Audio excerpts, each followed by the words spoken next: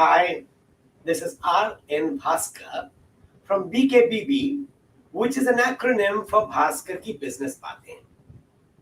This is the channel that comes to you every week with policy analysis, an occasional business story, and an occasional conversation. But at this time, at 8:15 in the morning, we bring you news behind the news. We pick up select headlines that are important and which we'd like to delve upon, and we try to bring to the news item a little more information than people normally get. And as always, let me begin with a reminder. Please click the subscribe button if you're not a subscriber already. Do click the like button. It helps us enormously. And finally, please tell all your friends about us. That is the way we can make our audience grow. And today in the newsroom, I have my co-anchors, Anurag, and there's Katya, but she's not yet come in, so she'll join us later.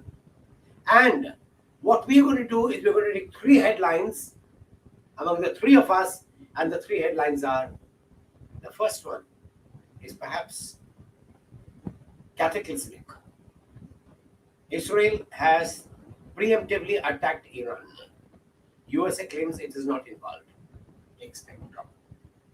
Okay. The second one is on inflation. Is it really done? And the third one is on the automobile industry, which is hamstrung by non-availability of rare earth magnets, critical for EVs. Okay. Let's begin the first one, which is momentous news. Israel attacked this morning preemptively at nuclear installations against Iran. According to the latest news reports, the head of the Revolutionary Guards was killed, 2 scientists were targeted and killed, and they attacked Natanz, which is one of the nuclear sites. America immediately said, we are not involved. And Marco Rubio, immediately went to the television stations and said, do not attack American installations. America is not involved. So what happened? Obviously, American weaponry has been used against Iran. America is involved. And this is Israel's way of creating a war so that America gets dragged in. Let's see whether America succumbs. Why did Israel do it? For 2 reasons. One, there was a Security Council meeting where AIEI went and said that Iran was not doing what was required under agreements. 14 countries voted for more sanctions against Iran. 3 went against, but 11 abstained. Take 3 and 11 together, it comes the same as 14.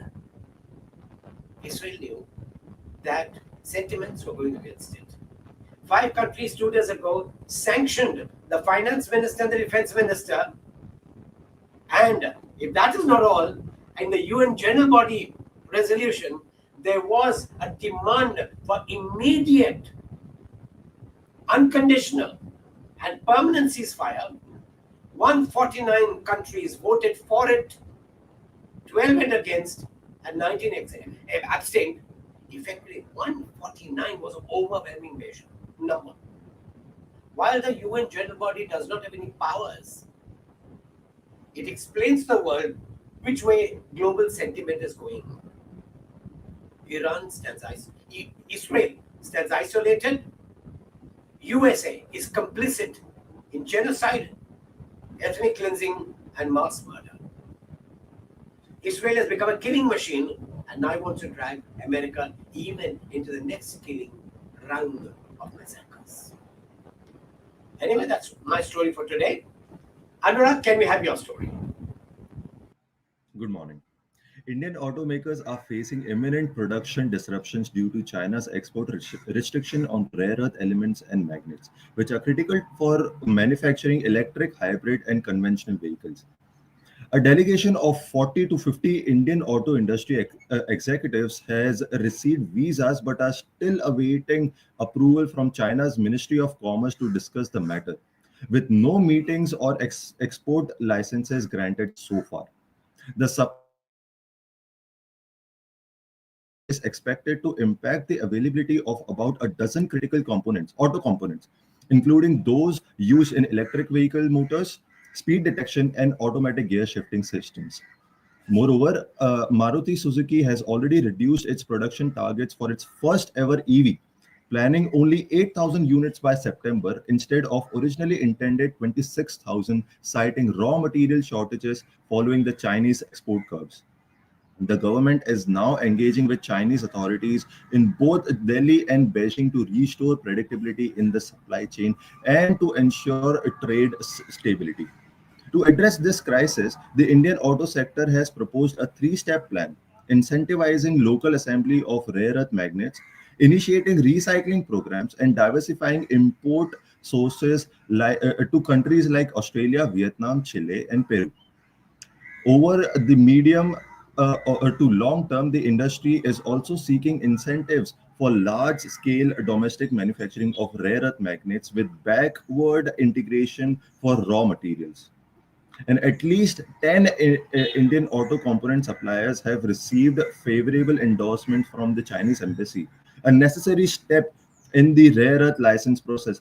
But final approvals from China's Ministry of Commerce are still pending. The current situation follows recent global supply chain restraints, including semiconductor shortages and pandemic related disruptions, highlighting the vulnerability of India's automotive sector to external shocks. As of now, US and EU have announced new agreements to resume rare earth trade with China, but Indian automakers are left waiting for diplomatic breakthroughs to avoid production halts. With the inventory expected to run out by the next month and no immediate resolution in sight, the question remains the same as last week when the same story was covered. Can India build a resilient rare earth supply chain before the next global disruption exposes another critical dependency? What's your take on this, sir? Well, a lot depends on the government of India, whether it wants to normalize its relation with China. And the government of India is now caught in a cleft stick because, on the one hand, China has reaffirmed its support for Pakistan, and India doesn't like it. On the other hand, China is big, it's powerful, and you can't work on pharmaceutical exports as well as EVs without Chinese support. And this is where the big question is, will the government sit down with China and resolve the pending issues, which have been pending for a very long time? It's more in the government's lap, and the government has to move quickly to see that these issues are resolved. There are too many issues that are pending. And that, in a way, brings me to the third story. Can I have Katya here? Thank you, sir. So, after today's a day of extremely bad news, but there is something that brings a little bit of hope. May CPI inflation, the headline inflation has fallen to 2.82%. That is takes us back to February 2019, much before the pandemic, almost a year before the pandemic and lockdown setting. So, which is a decent improvement, and most of it, as usual, as it's been happening, food inflation has halved. It's little less than on a month-on-month basis. So it is hit it's come a little below 1%, which is also very very interesting. There's been a fall in prices of fruits, pulses, cereals as well, all of it which makes Indian thali a little less expensive this particular in May month. June has rains hit, because we've seen a lot of rains hit in May. It is also going to be a little bit of a struggle, because prices, especially vegetable prices, have started inching up, as it always happens during rainy season. Now, what is interesting is, on a month-on-month basis, protein prices have been going up. Milk prices have gone up. Eggs, fish, milk, meat prices have also gone up. That is something we should watch out for. And another very, very interesting factor is that the personal care inflation has hit 13.5%. And that is not really normal. Among states, Kerala has the highest inflation, which is at least three times what the actual headline inflation for the country is. It's at 6.4%. Telangana surprisingly has 0.5% inflation. So that's a huge variance between states, sir. And what do you feel about the protein prices going up? That is the sad part. India is protein deficient, Hmm. and India has a lot of malnutrition. You Right. may get food to eat, but you've got malnutrition. And when protein prices go up, it is a little unfortunate because the so-called freebies that you give do not include protein. Right. And that is why it's hitting the farmer, the consumer very badly. You're right. It's something to worry about. Thanks a million. This is the end of today's session. And just a reminder, please click the subscribe button. Please click the like button. And most important, tell your friends about us.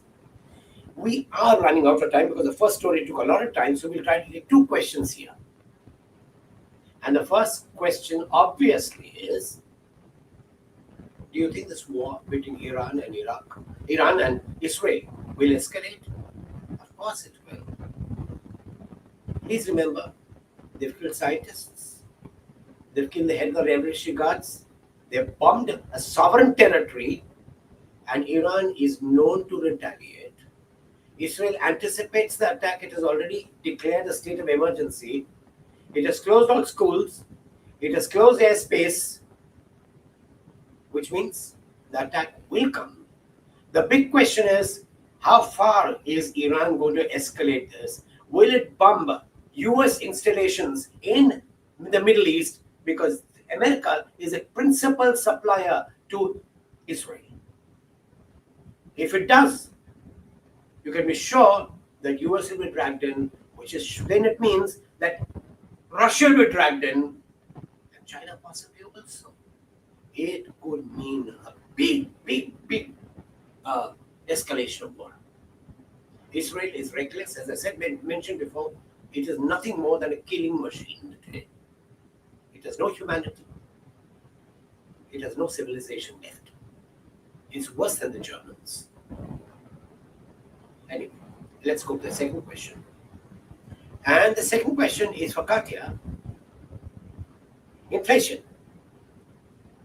Do you think these low rates will remain for a long time? Or is it only for during the rains? There are two aspects: core inflation as well as food inflation. Food inflation has been playing a lot of havoc for the last few years. Core Yes. inflation has stabilized, and looking at the war situation, etc., crude prices will remain low, so that will remain stabilized is what the expectation of most economists. Food inflation, we do not know. There are very interesting things happening. One, we have seen rains destroy a lot of crops, so it's going to have an effect from June and onwards.